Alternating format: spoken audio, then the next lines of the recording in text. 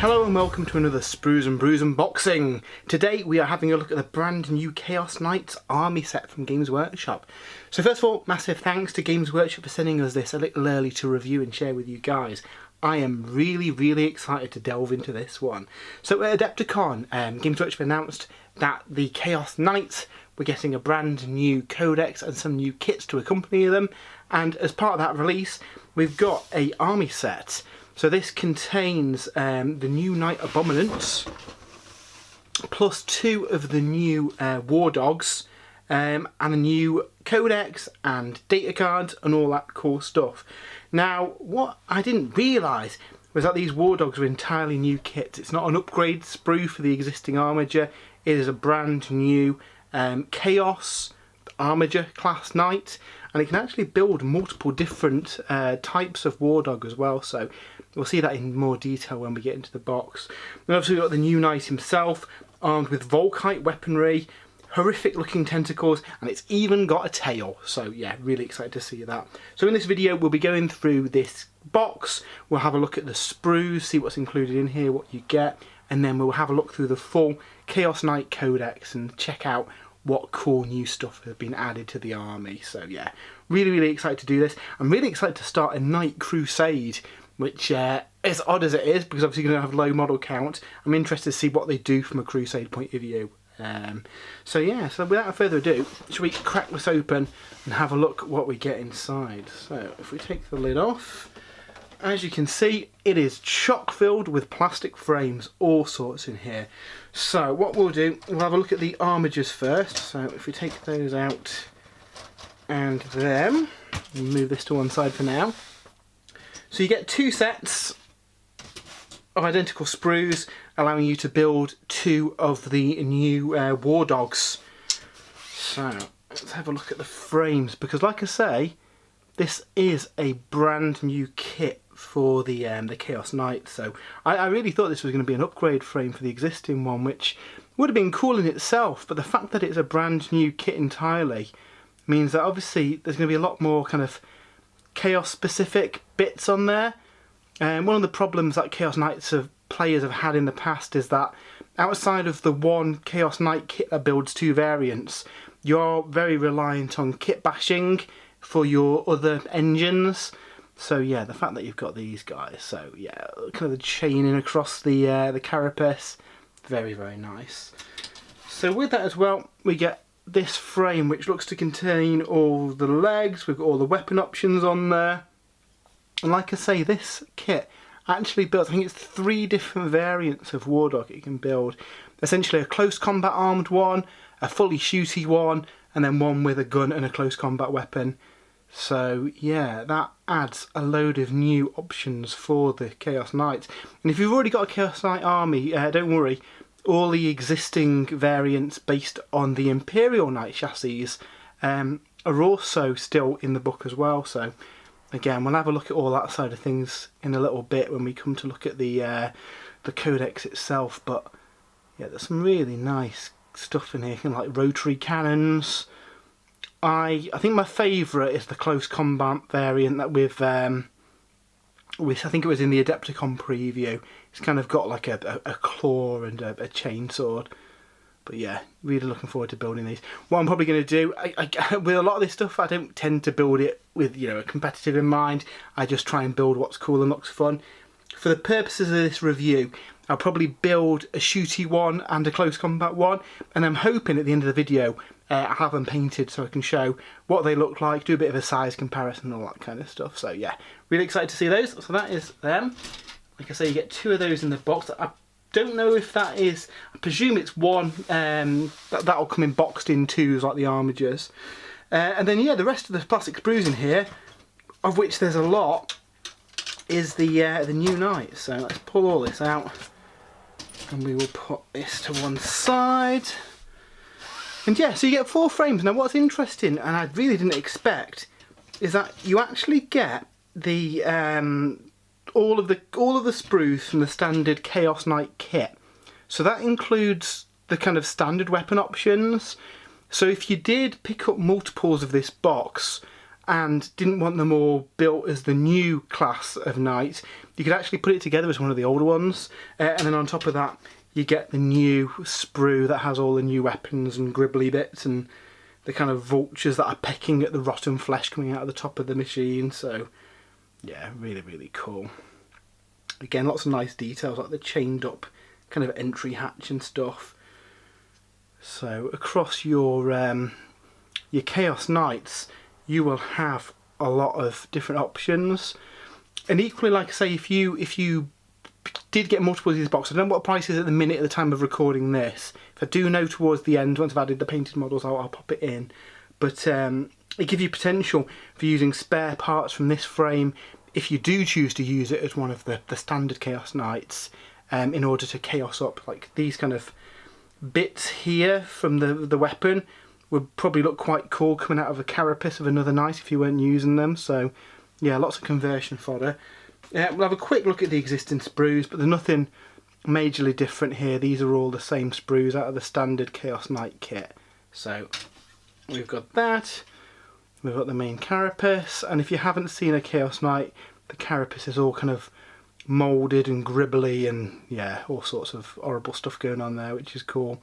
And then the main one with the legs as well. So across the 4 sprues you're going to have quite a few different build options, which is really fun to see. So, and here's a look at the assembled and painted miniatures from the box, and I've got to say they are really, really nice kits. If we move these guys out of the way first, we've got the big guy. Again, he's armed with his massive kind of flail thing and Volkite weapon. You've got all the kind of like carrion birds picking at all the fleshy, gooey stuff out of it. I particularly like the fact that he's got a tail as well. So it was a really, really nice kit to build. What I would say is build it in sub-assemblies, build like the chassis, and then leave as many of the armour panels and bits off as you can, because it will make it a lot easier to paint it. So he was fun. And then we've also got the 2 war dogs. So what I have done is built the close combat variant. So the carnivore, he was really, really fun to paint. I'd like to pick up some more of these because I think they're going to be really good, especially backed up with an aggressive close combat knight. I really love the skull head on him as well. I think that's really funky. So yeah, he's cool. And then we've also got the brigand, I believe he's called, which is the shooty one. And I've tried to give him a different head just to show kind of how you can have those different types of war dog looking differently. If you look at the legs as well, even though it's 2 duplicated sprues, you can actually build them in a couple of different ways. So over an army, you'll have a nice varied force, which is cool. So yeah, really, really fun models, and very much enjoyed painting them up. We'll put that to one side. We'll grab back the box and see what else is in here. As ever, really nice artwork dividing the plastic stuff from the paper stuff. And then everything else is in a plastic tray at the bottom. So we'll take all of this out. We'll look at the limited edition codex last because we'll go through all the rules, but I've got to say that is an absolutely gorgeous cover for a codex. I don't know what the standard one looks like, but yeah, that is very pretty. But yeah, we'll have a look at this in a little bit. First of all, have a look what's in here. So we've got a pack of data cards. Obviously these are what you would expect. You've got all your stratagems in there. You've got your different house abilities in there. So all that fun stuff. I assume the psychic powers, yep, the psychic powers are in here as well, because the new knight is actually a psyker, which is pretty fun.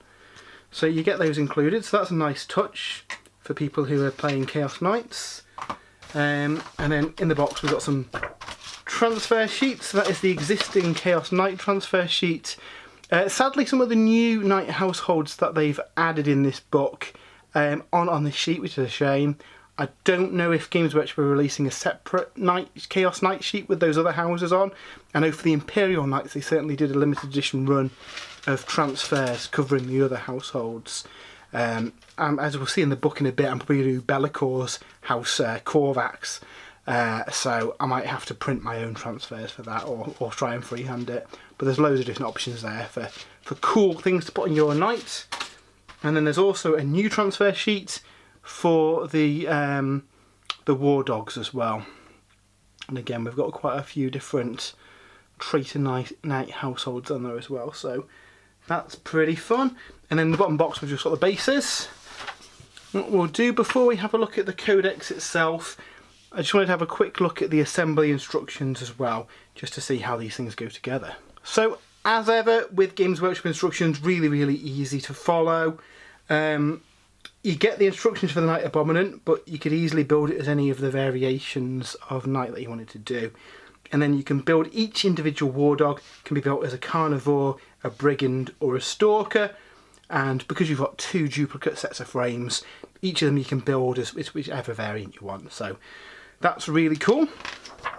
So moving on to the Abominant assembly, I imagine a lot of this will be very similar to the standard Chaos Knight build, but obviously there are going to be some differences. Like, it's got a tail for a start, so it looks like there's a few different parts on that custom sprue that just alter the silhouette of the model a little bit, which is really nice to see.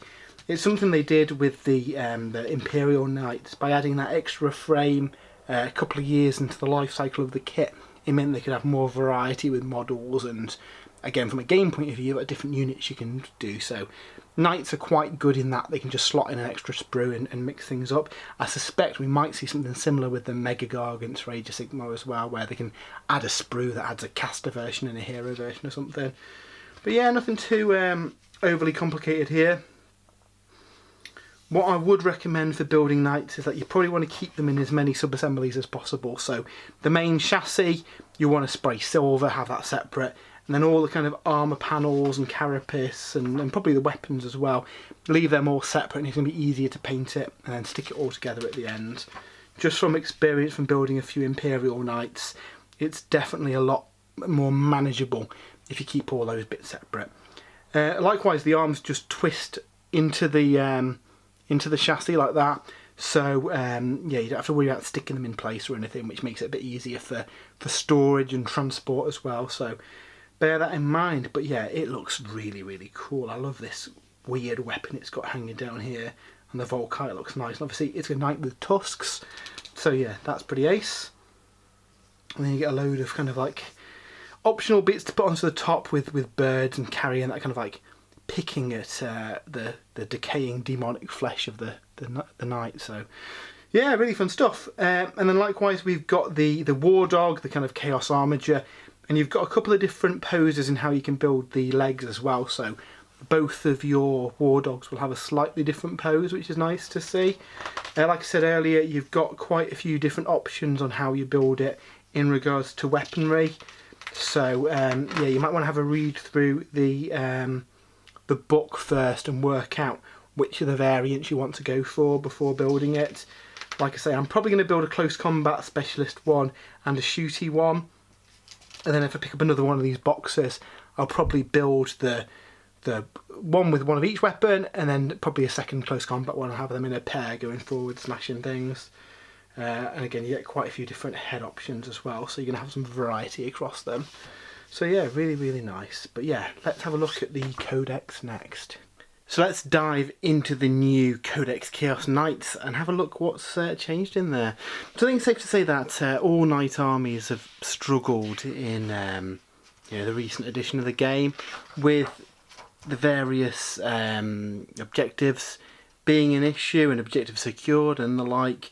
Some of the secondaries Knights really did struggle to get hold of.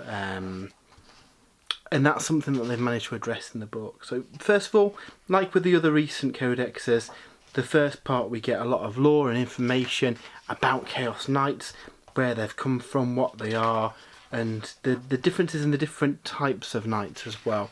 Really we see kind of 2 loose groups of different knight types.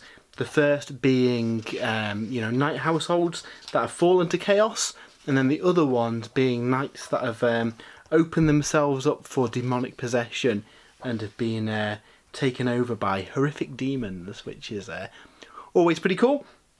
We also learn about the various knight households that are introduced in the book as well. A lot of these are ones that were in the previous Chaos Knight book, but we do have some new ones in here as well. Speaking of new, we have House Korvax, the house formerly known as Raven, that has been stolen by Be'lakor and turned to his own foul deeds. So That's pretty cool to see. And yeah, it's pretty fun. As with a lot of these books, we get the scheme for the various knight households as well. So you've got a lot of inspiration when creating your army. Now I've gone for these guys because I really liked the red and black scheme. So yeah, really, really cool. There's a lot of cool stuff you can do with the knights, especially now that they've got their own kits now, without having to rely too much on the Imperial Knight models. I think that makes things kind of a lot easier for Chaos Knight players to get an interesting and fun looking force together.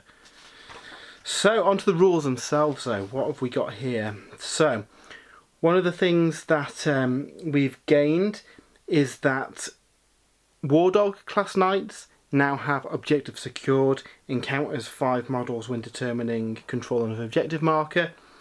Titanic models count as 10, however by default they don't have objective secured. There are ways in this book of giving them objective secured, so that's pretty cool. We also get the Traitorous Lances ability. Basically this just means that one of your knights in the detachment becomes a character, and you get a command point refund as well. We've seen that previously in Knight books. It just lets you compete on a command points kind of level with other armies. Now what is new though is when you determine which knight household you get one of 2 benefits based on whether they're an iconoclast household, so they're the knight households that have just fallen to chaos and fight alongside the War Master, or an infernal household, and they're the knights that have given themselves up for demonic possession. So an iconoclast household, they add 1 to their attack's characteristic and increase their armor penetration by 1 when they charge, were charged, or where they do a heroically intervene. So that's really, really cool. That means that your aggressive close combat knights, they get a massive benefit for charging in because you're improving that AP, you're getting more attacks. And as we'll see, the close combat knights in this book are really, really good. Now where the infernal households change a little bit with Demonic Surge. Essentially they can take a sacrifice in order to get a reward. So they can take a morsel wound and get a random benefit, or take D3 morsel wounds and pick one of the 3 benefits. And they're pretty cool and probably worth doing. So we've got Demonic Hunger, which adds 3 to your move. Demonic Fortitude, which means that any wound roll of a 1 to 3 always fails. Really, really good. And Demonic Power, it adds 1 to your attack's characteristic for a certain weapon. So obviously you've got a choice of whether you want to gamble or pick one. I think realistically you'd probably take the D3 mortal wounds and pick one. Again, as we'll see later in the book, there are ways of mitigating that as well, which doesn't make it so bad. You do have to pick these in the command phase, and it lasts until your next command phase. So you're going to have to think ahead of what you want to do. I think this is going to be pretty powerful though, especially, you know, high strength weapons, meaning that they only wound on a 1 to 3, especially with some of the ridiculous stuff that we've seen in the game recently. Might give your knights a bit of defence in the first battle round as well. So we like both of them, they're really cool. What's also worth mentioning as well is if you take a knight as a separate detachment to any Chaos army, it doesn't break any detachment benefits as well. So if you've got a Death Guard army, you've still got all your Death Guard rules, you just get the benefit of having a knight as well. Only a single one you can take that way, but that's a really nice way of being able to slot a super heavy into any force. What's also being added for knights is a new mechanic which is Dreaded. So you start with a dread range of 12 inches, and essentially it acts like an aura, but any rules that interact with auras don't affect it.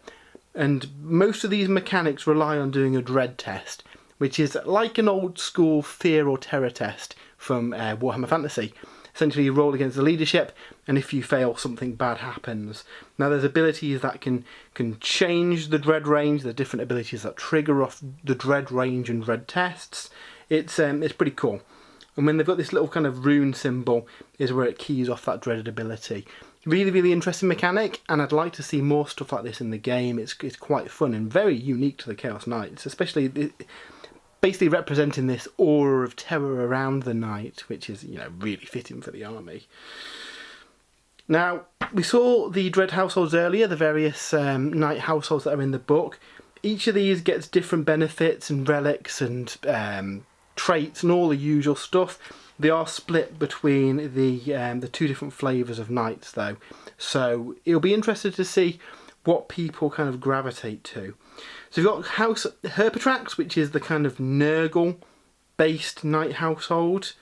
It is an iconoclast household, so they get the extra attacks when they charge in. They also get additional wounds, so 2 wounds on war dogs and 4 additional wounds on Titanic models, making them last a little bit longer. They've got a stratagem they use at the end of the fight phase. Select 1 House Herpetrax model, roll a d6 for each enemy unit within 6 inches. On a 2 to 5 they suffer 1 mortal wound, and on a 6 they suffer d3. The Warlord trait, bow to none, they ignore all modifiers to their characteristic profile, with the exception of stuff that degrades. So when they take wounds and their profile degrades, they still get that, but if there was any abilities that cause them to drop strength, toughness, weapon skill, whatever, they would ignore that. And every time they make an attack, you can ignore any modifiers to hit, wound or damage rolls. And every time they declare a charge, you can ignore any modifiers. So basically all those abilities that drop your various characteristics, he just ignores outright, which is really, really cool. And they've got a relic, the Crown of Jadartha, and every time a melee attack's made against them, it's -1 to the hit. So really cool, really kind of durable household, I guess. We've got House Lucarius, which I guess the finesse close combat specialists. Again, they're iconoclasts, so they get additional attacks when they charge, they get additional AP when they charge. These guys also, every time they fight, they can choose to reroll 1 hit or 1 wound roll as well, so pretty good. So they've also got Trample Them, which is their stratagem. Basically lets them move over units and do mortal wounds to them as they pass, which is pretty cool. Their Warlord trait means that if they're within engagement range of any units, it can fight first that phase. Really, really handy. And then they've got the Serpent Strike core.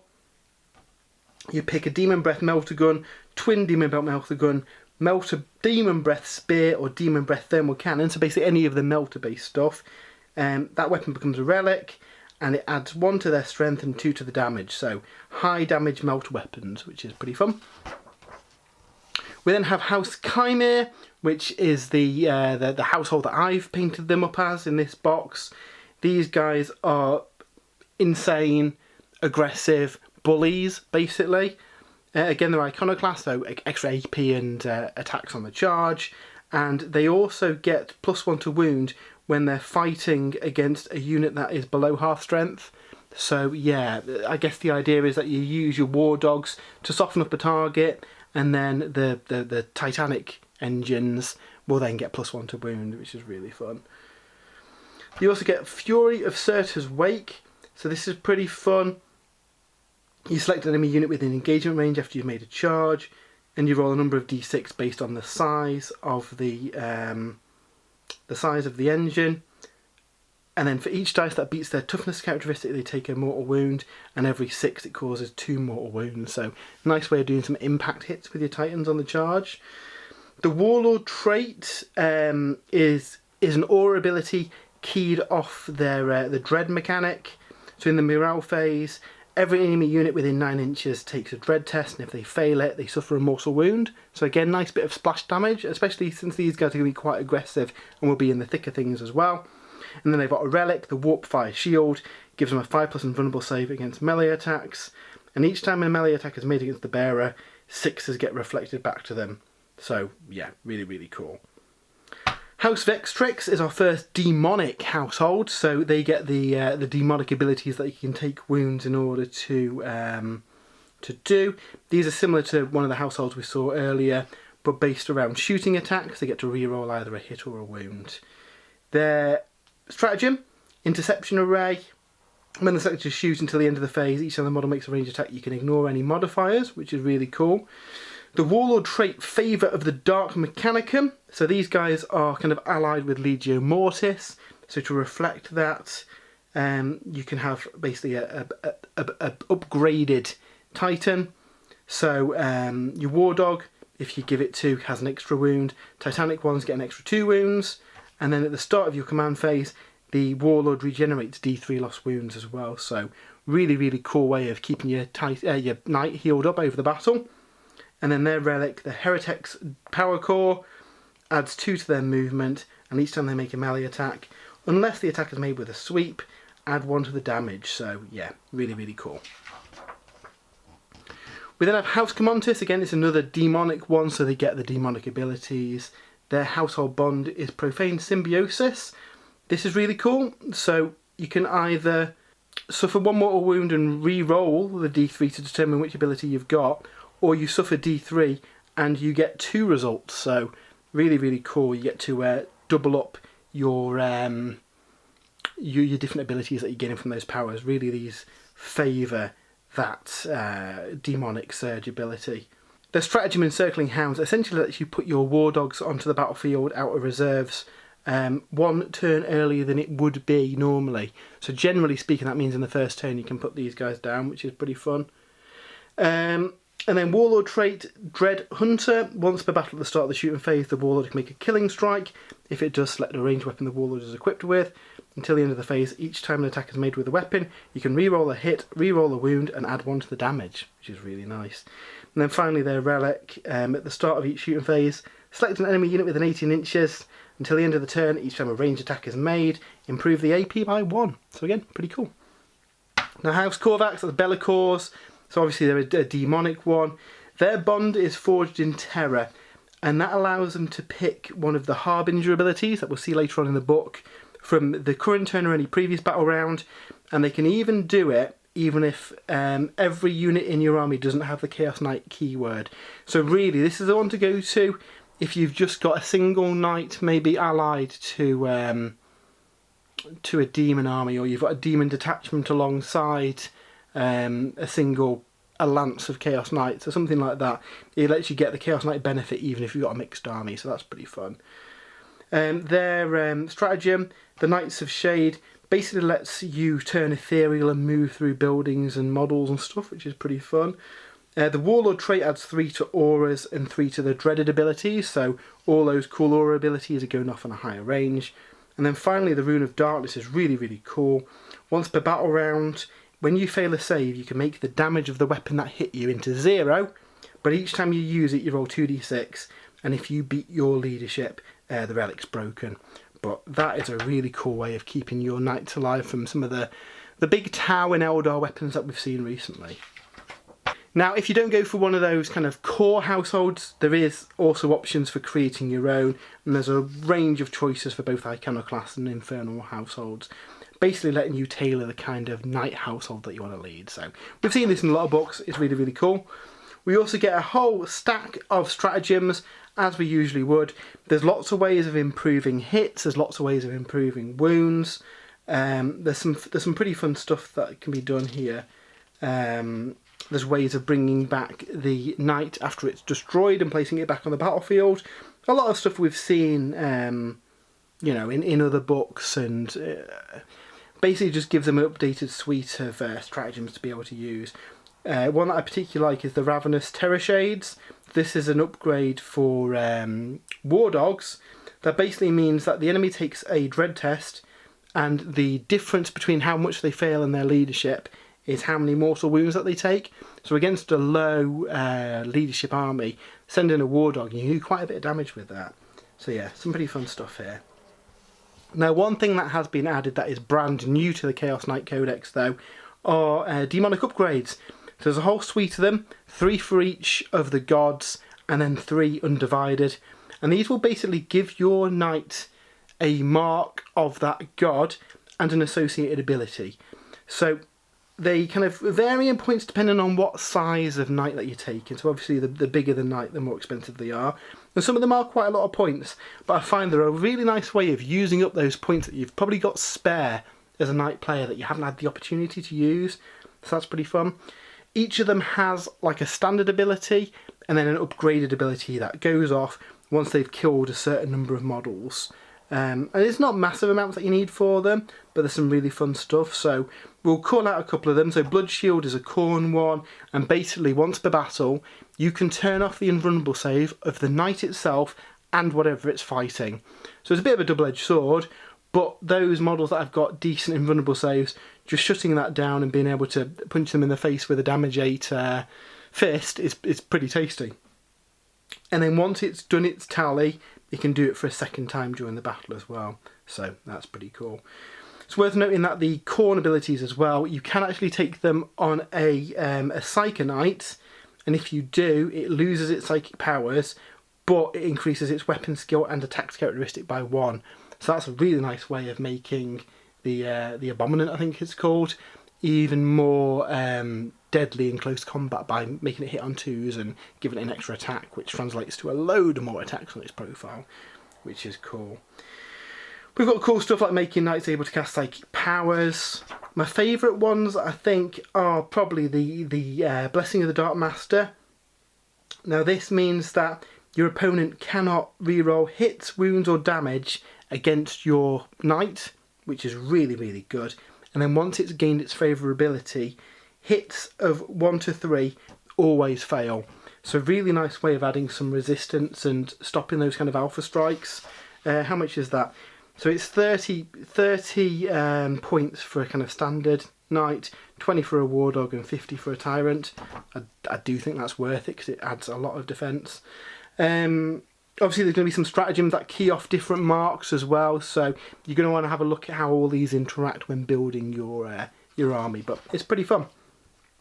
So like with other books, we get a whole suite of warlord traits as well. So increased advance and charge, we've got dread abilities within a range, we've got the ability to give a knight objective secured, lots of fun stuff. What's brand new to the book though is the Warp Storm Discipline. So this is a suite of psychic powers for your psychic knights, either the one in the book or one that's been upgraded with a Mark of Tzeentch. And yeah, these are pretty good.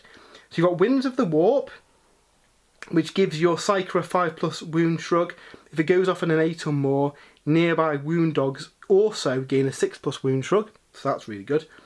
Vortex Terrors, you pick an enemy unit within 18 inches, you subtract 1 from the leadership of their models in that unit, and then each time they want to shoot or fight, they've got to take a dread test first, otherwise reduce their weapon skill or ballistic skill by 1. Again, pretty nice. The Storm Malevolent, as a warp charge of 7, pick a unit within 18 inches. Until the start of your next psychic phase, each time a friendly Chaos Knight model makes a melee attack against it, you add 1 to the wound roll, and every wound of 6 causes a mortal wound. That does cap out at 3 mortal wounds though, so you can't go fishing for loads of 6s and do a load of damage that way. Cyclonic Lamination has got a warp charge of 6. Every enemy unit within 12 inches has to take a dread test, and if it fails it takes a mortal wound. If it goes off an 11, the dread test suffers D3 mortal wounds instead, which is pretty fun.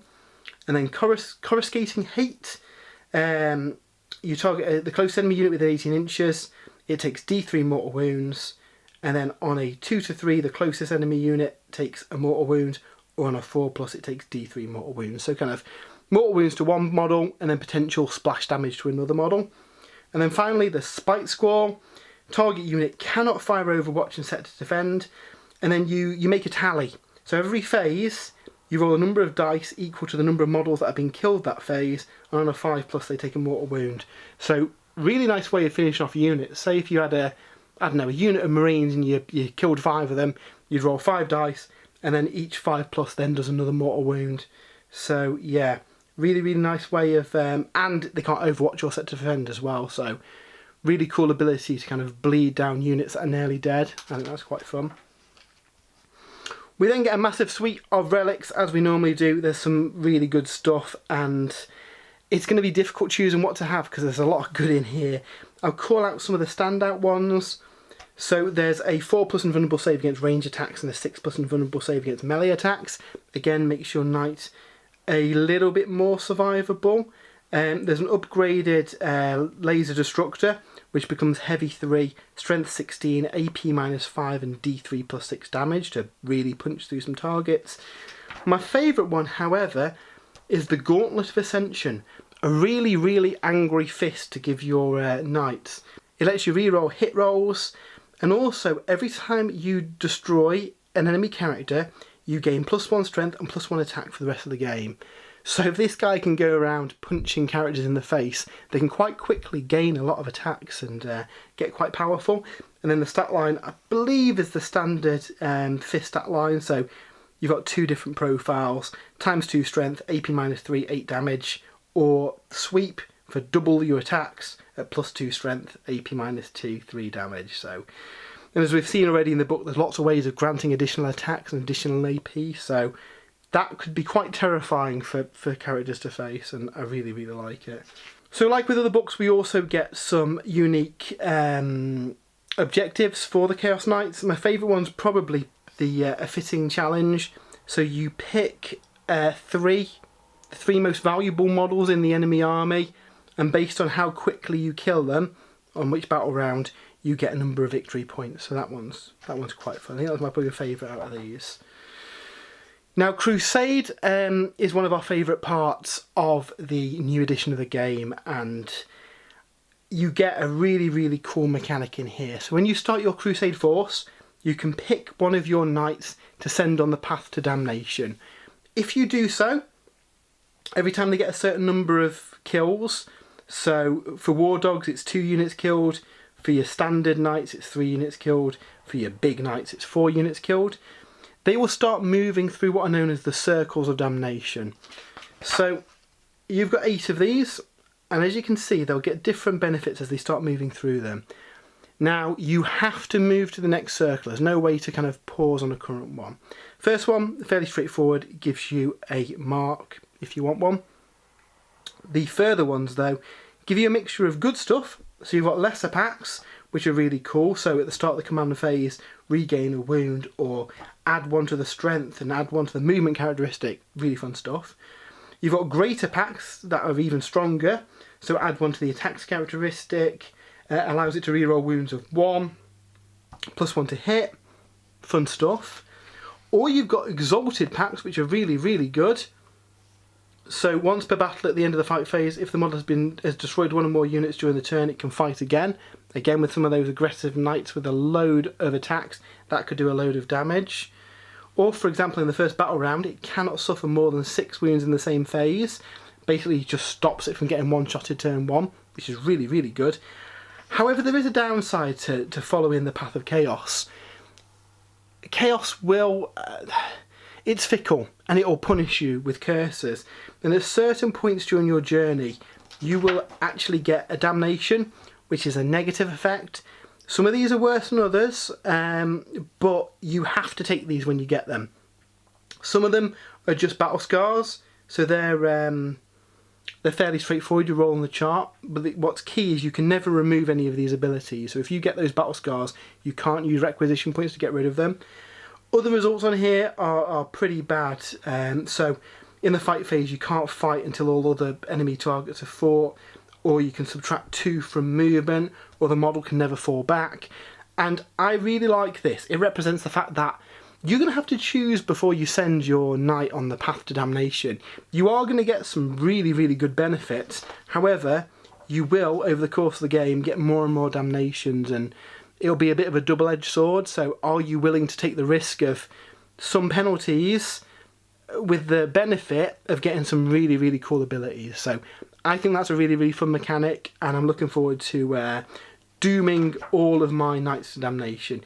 There is a requisition where you can send a new kind of knight on this path, so if you wanted to, your whole army could start accruing these points, so it's really, really fun.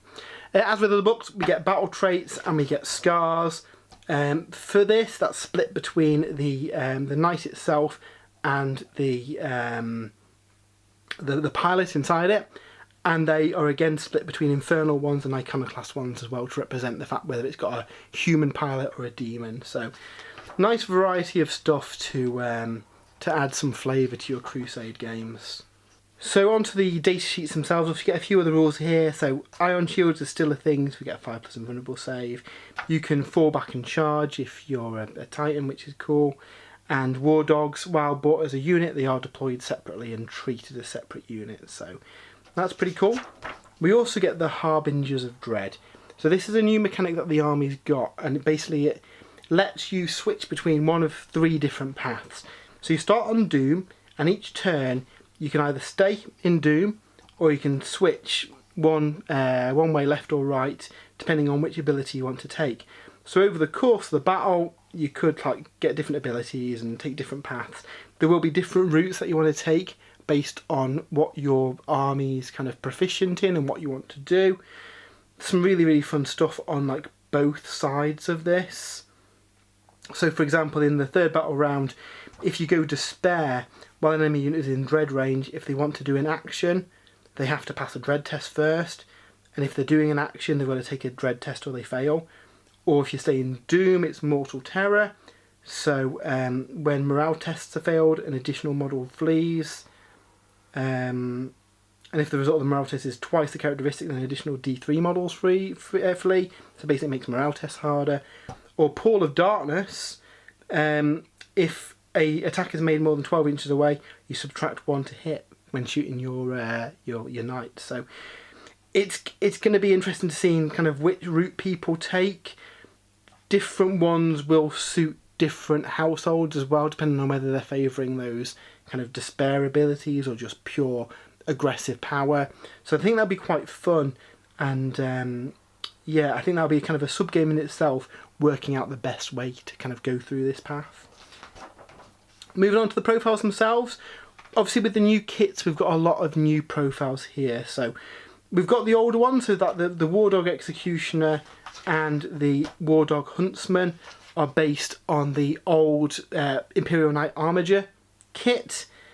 The Executioner is quite nice if you want the autocannon for strength 7, AP -2, 3 damage. That's pretty good. Arguably the Huntsman's a little bit redundant in that the new War Dog Stalker kind of takes that role anyway, as a kind of one arm with a close combat weapon, one arm with a shooty weapon. The Brigand is dual shooty, so it has the chain cannon and the Demon Breath Spear as well. So the chain cannon is pretty good, assault 12, strength 6, AP -2. Only 1 damage, but you've got kind of volume of fire there, where the Demon Breath Spear is your standard kind of like thermal spear weapon, so D6 damage, but D6 +2 if it's within kind of close range. Strength 9, AP -4. So yeah, they're pretty fun. My favourite of the War Dog kind of builds though is the Carnivore. Close combat knights have had a massive buff in this book, in that they get a weapon skill of 2+ and they get an extra attack on the profile, which is really, really good.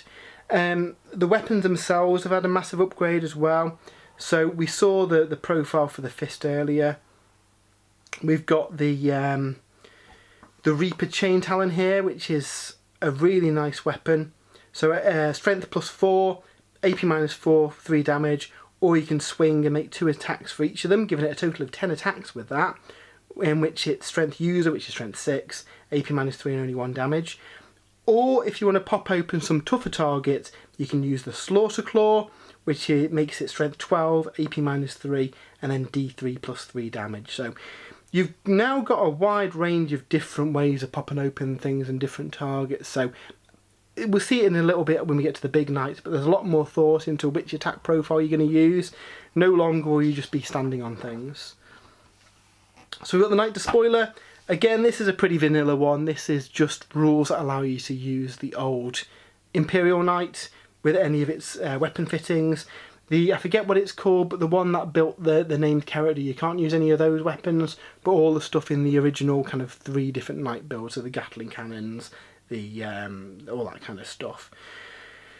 Really cool if you've got some converted knights using those, but personally I prefer the chaos specific ones. So speaking of which, let's take a look at them. So we've got the Knight Desecrator, which is the shooty knight. The Laser Destructor's Heavy 2, Strength 14, AP -5, and now D3 +6 damage, which is a lot more reliable. You could potentially take out something big if both those shots get through. On its other arm, it's got the Chainsword. It can be swapped out for the fist as well. Again, there's going to be thought into what kind of targets you want to go after it. So if you want to go over after units, it might be worth taking the Chainsword. Base, it'll be hitting on strength 14, AP -4, 6 damage with its 4 attacks. But if you switch it to sweep, you'll then be getting, 8 attacks at strength 8, AP -3, and 2 damage each. You get 4 attacks each, you get 12 attacks in total for doing that.